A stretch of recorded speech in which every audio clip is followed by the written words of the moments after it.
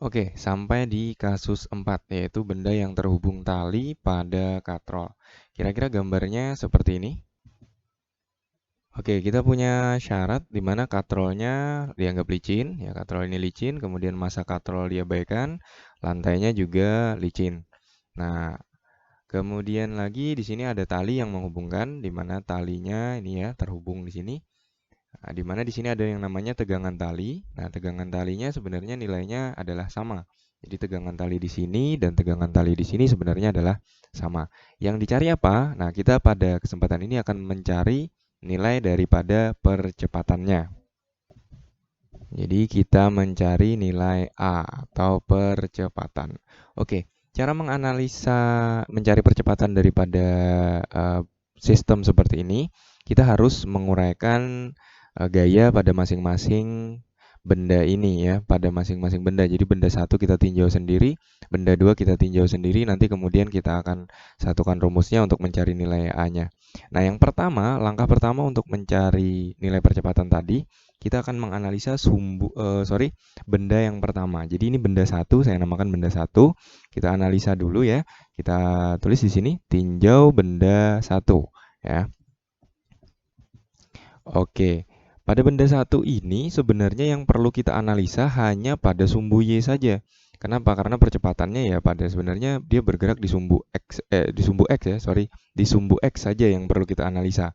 Ya, sumbu Y ini sebenarnya nggak perlu kita analisa, nggak apa-apa pada benda satu, tapi ya nggak apa-apa deh kita tuliskan di sini ya.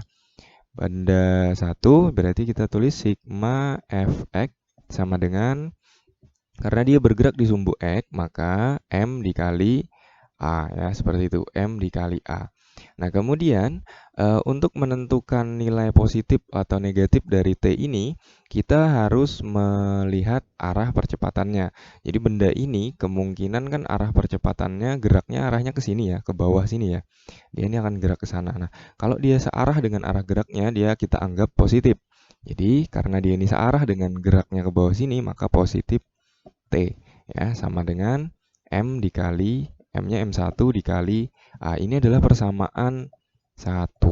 Nah, pada sumbu Y bisa nggak kita analisa? Bisa. Nah, di sini ada gaya normal ya. Tapi nggak kepakai juga sebenarnya. Sigma Fy sama dengan 0 karena dia nggak terbang kan. Dia tidak bergerak terhadap sumbu Y ke atas sana. Jadi hukum Newton 1 yang kita pakai. Nah, sigma Fy-nya berarti otomatis plus N dikurang W sama dengan 0 ya. Berarti N sama dengan W. Nah, ini sebenarnya nggak kepake sih. Nah, tapi kalau mau ditanya bagaimana gaya normalnya ya seperti ini gaya normalnya. Nah, ini cukup untuk benda satu selesai. Nah, sekarang kita harus analisa benda 2. Oke, sekarang kita tinjau benda 2. Saya gunakan warna yang berbeda ya supaya membedakan. Nah, benda 2 yang kita lihat cuma ini saja. Nih, ya, benda 2 ini saja. Nah, otomatis yang di sini dia bergerak hanya di sumbu Y-nya saja. Ya. Sigma Fy ya sama dengan, karena dia bergerak otomatis hukum 2 Newton M kali A ya kan. Nah, sigma Fy-nya di sini tadi arah geraknya ke bawah ya, berarti W-nya positif nih. W positif. Nah, T-nya di sini dia negatif karena dia melawan arah geraknya tadi. Nah, M2 dikali A. Nah, W-nya terutama W2 di sini ya. Nah, kemudian kita masukkan aja nih, kita otak-atik aja nih, kita mau nyari T nih. Jadi negatif T sama dengan M2 dikali A kurang W2 ya kan. Nah, oh ya bener ya. Nah, kemudian ya kita kan yang perlunya T ya. Di sini T-nya kita harus positifkan dulu nih. Berarti T ini kita kalikan negatif 1 supaya bisa positif ya. T sama dengan M2 minus M2 kali A positif W2. Atau kalau kita susun persamaan ini jadi positif W min M2 dikali A. W-nya W2 ya. Oke, W2 seperti ini.